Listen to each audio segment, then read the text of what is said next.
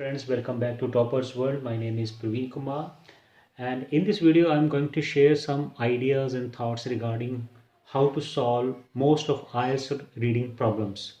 So many students face basically a lot of problems in IELTS reading, and the main problems that they face are time management. They are unable to find location of the answer, lack of understanding.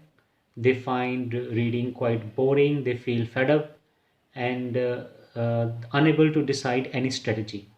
So these are the major five problems that most of the students encounter while doing IELTS reading. So this video will try to solve all these problems, and I believe that by watching this video, complete video, you will get your 99 problems solved of IELTS reading. So let's solve these problems one by one. The first is time management. The time management is the biggest problem that is encountered by most of the IELTS students, and majority of students not able to finish this in their time. They are able to just complete two passages. Some of them are able to do two and a half. I personally believe that those who are able to finish two and a half in time, that's good.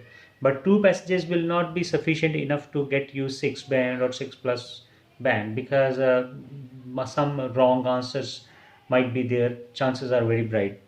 So what we have to do? So for solution of the problem of time management is, the first is don't read every word. Only look for keywords or main verbs over there, main nouns and verbs and adjectives. The words like is, am, are, on, of, prepositions, you can skip these words, but this requires practice. So when you are practicing at home, try to ignore these words and just look for main words.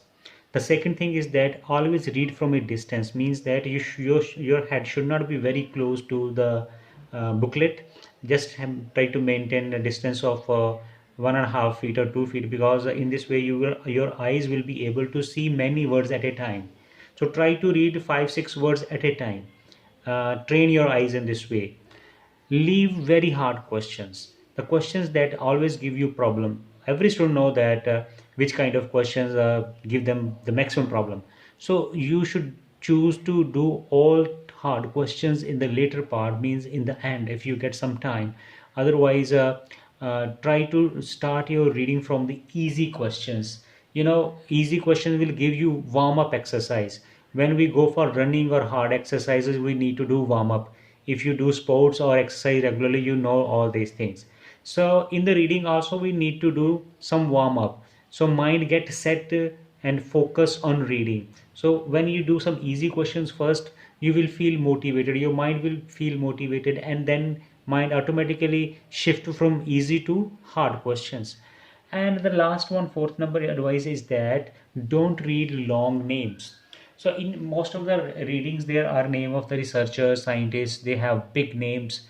And if your brain read all the name, like 3-4 words name, like Russian names, Chinese and Japanese names, they are very hard names, they're very tough names.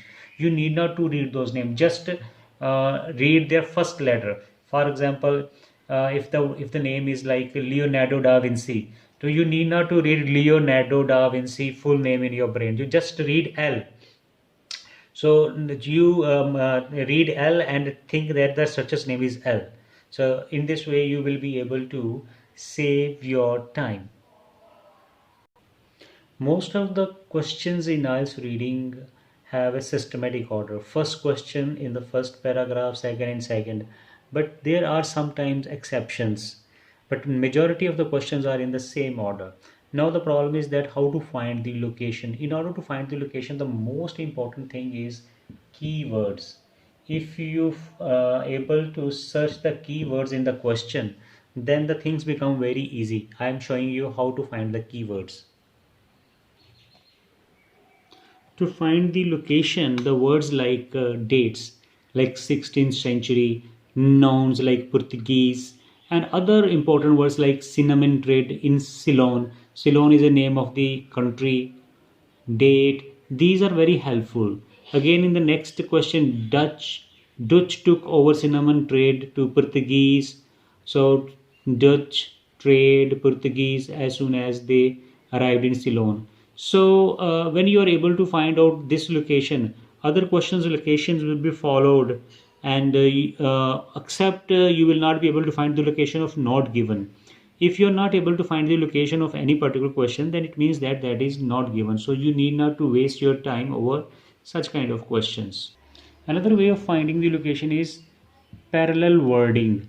Sometimes there are not exact keywords given. So there are some parallel wording is given. For example, in the passage, for example, in the question statement, the word is fuel, and you're not given exact few word in the passage. There might be petrol or diesel, such words can be there, or wood can be there. So they are the synonyms or parallel wording that can be used by the uh, you know writer to just confuse the students. So if the students will keep searching fuel, they will not find. Similarly, if the statement is having a question is having word like precious metals, Europeans used to trade in precious metals in exchange of spices. So precious metals, but in the passage the words can be like that: gold, silver. Okay, so if these words are mentioned, it means that the writer is talking about the precious metals. But again, there might be confusion, like if there is a diamond, and diamond is not a metal, so be careful, it is a stone. So try to understand these things. Many students also face problem of lack of understanding. They're not able to understand the passages. So my dear, need not to worry about that. We are not supposed to understand the passages. We just have overall idea about the passage, and there are certain tricks that will help you to make the judgments regarding your answers, which I'm going to share with you now. Many times grammar helps us to find the answer. It's not 100% exactly, but you can add your, it means grammar helps to make you judgment quickly. For example, I just tell you over here that if you are having blanks, and there is two and then blank, there is any sentence like Ram says that, or any scientist says that, and after that there is two. So it means that if there is a two, then there, if there is any action word, so that action word means that a verb, that verb always will be of first form. So we all after the two we always use first form. So in the list of blanks, you have to select a verb which is given in the first form, and it makes our judgment stronger. Similarly, take care of articles like an.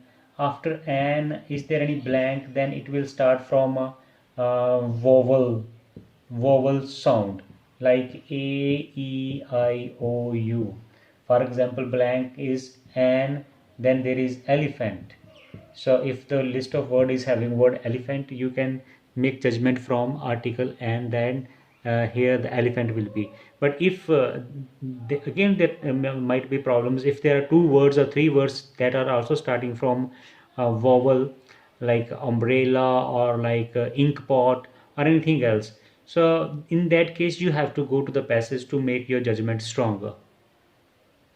Grammar rules also help you to find the answer of the questions type, like sentence completion. And in sentence completion, half sentence is given, another half part you have to choose from the list.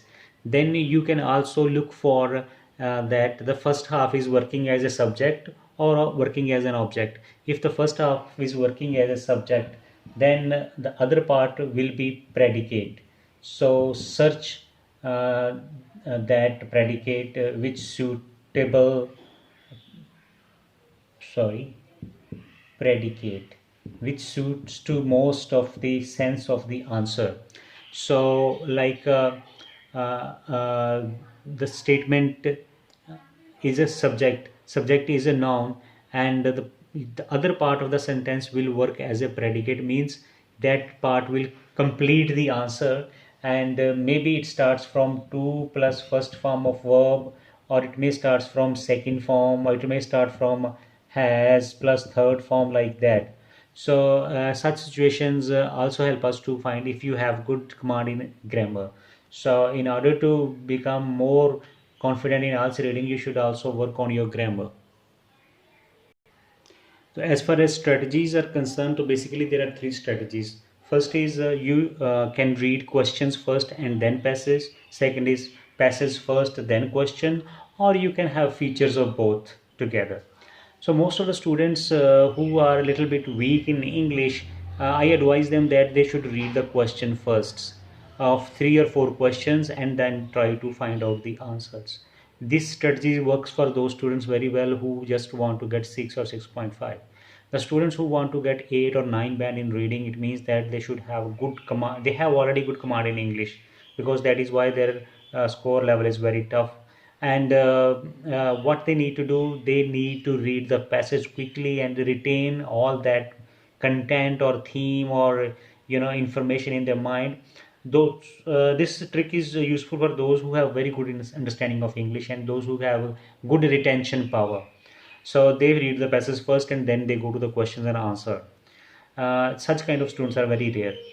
They are, we can say, blessed students.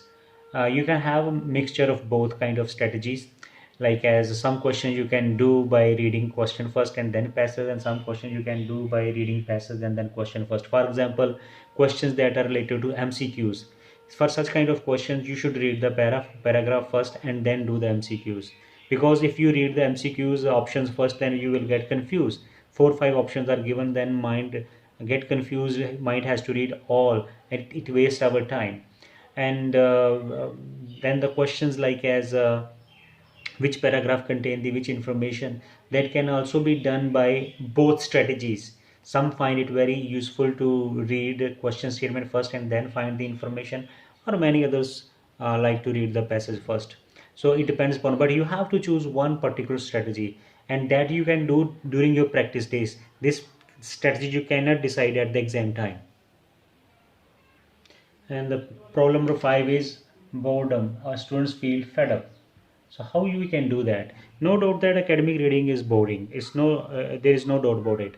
But we can make it interesting by attempting easy questions first. When we attempt easy questions first, then mind becomes motivated and it gets ready to struggle for harder questions. And if you find first passage very tough, means it means that your understanding level is poor, then you should shift from hard books to easy books. Then select some easy books for IELTS reading and do practice from them first, and then you shift to tough books. Moreover, stop becoming multitasker. Most of the students are multitasker nowadays. Multitasker means they do number of things at a time. While reading, they also frequently use mobile phone, check the messages, or watch YouTube videos. They get distracted. To leave the mobile somewhere else or switch it off for 1 hour, then focus on reading. And when you are not having any other work to do except reading, then mind becomes used to. It's like a habit forming. This is not like watching any interesting movie. It's like a habit forming. You have to develop your habit of reading. For one day, maybe you should able to do only one passage. Second day, you should do 1.5 passage. Okay, don't worry about timing in the beginning when you are practicing. Take as much time as you can. So in this way, you will able to kill your boredom and focus. The focus is the most important thing over here. So I hope that all these problems of your IELTS reading will be solved if you work on the suggestions that are given by me. Thank you. Thank you watching this video.